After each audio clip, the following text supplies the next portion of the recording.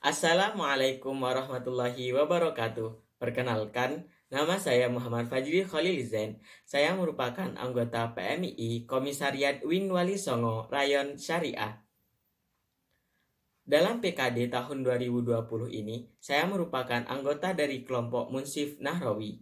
Dalam kesempatan kali ini, saya akan menyampaikan materi dengan tema konsep aswaja sebagai dasar berpikir dalam pergerakan Islamisasi di Indonesia.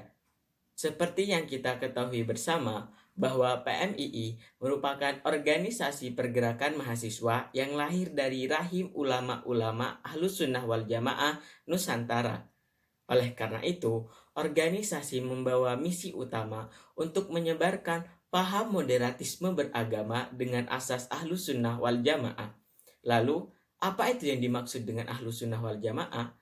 Mari kita bahas Ahlus Sunnah wal Jamaah satu persatu, mulai dari sejarah hingga apa relevansi pemikiran tersebut dengan kondisi masyarakat Islam di Indonesia saat ini. Ahlus Sunnah wal Jamaah atau yang biasa kita kenal dengan istilah aswaja sangat lekat kaitannya dengan kehidupan bangsa Indonesia. Karena apa? Karena tidak dapat kita elakkan lagi bahwa mayoritas bangsa Indonesia beragama Islam, dan dalam islamisasi bangsa Indonesia tersebut tidak lepas kaitannya dengan peran-peran ulama Ahlus Sunnah wal Jamaah, di mana pada saat itu dibawakan oleh Wali Songo. Sebenarnya ajaran aswaja ini bukan merupakan ajaran yang baru muncul pada abad-abad baru ini, tapi ajaran ini memang sudah ada sejak zaman Rasulullah SAW dan sahabat-sahabat beliau.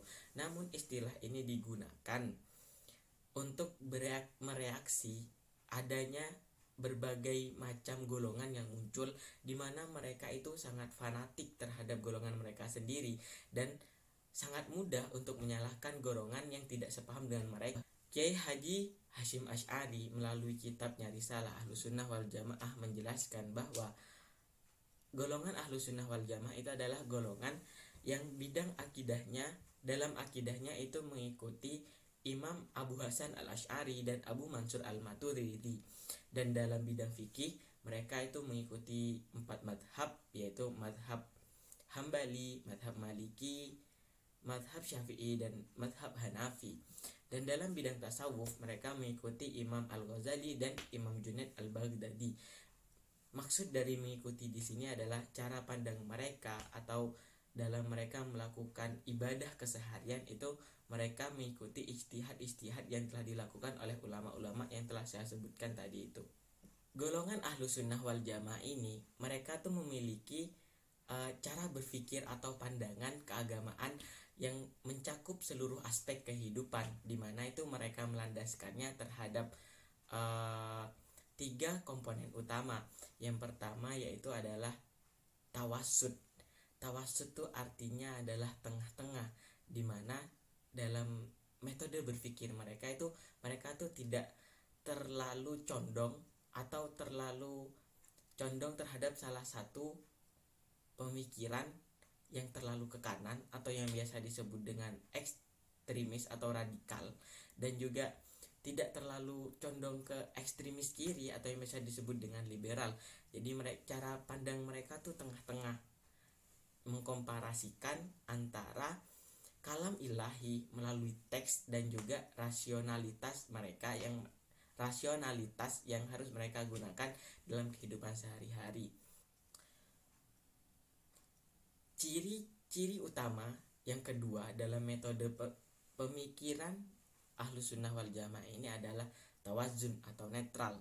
Jadi dalam sistem perpolitikan mereka tuh tidak selalu membenarkan kaum-kaum garis keras atau radikal, tapi jika memang mereka itu mendapatkan suatu pemerintahan itu lalim, mereka tuh tidak segan-segan untuk berkonsolidasi dan melawan pemerintahan tersebut. Dan ciri yang ketiga yaitu adalah seimbang atau ta'adul.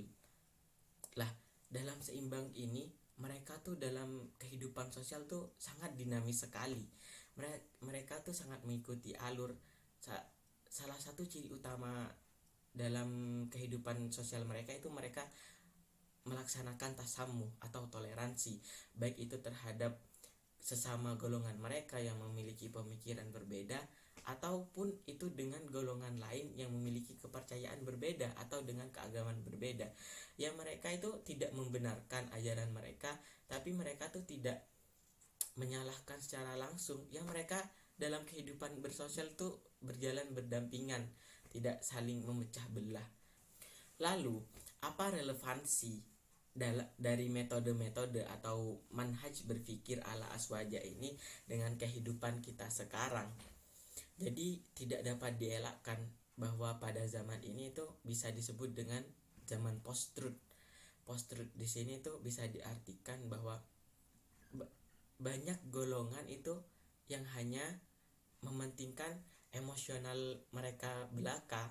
Jika mereka menemukan suatu ajaran yang memang sesuai dengan pemikiran mereka, yang mereka sangat getol untuk membela itu dan tidak memikirkan fakta-fakta yang memang ada pada saat itu. Jadi bisa dikatakanlah pada zaman ini tuh fakta itu sia-sia saja, karena mereka tuh memang berpikirnya itu sangat getol terhadap apa yang mereka pahami saja dan memuaskan secara emosional kepada mereka.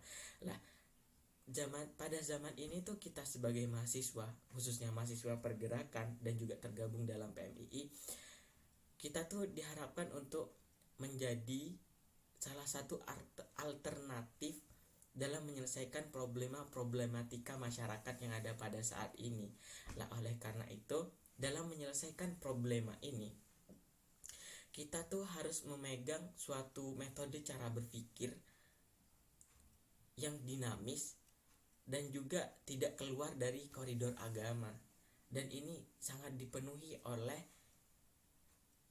cara berpikir atau manhaj keaswajaan ini. Seperti itu. Dimana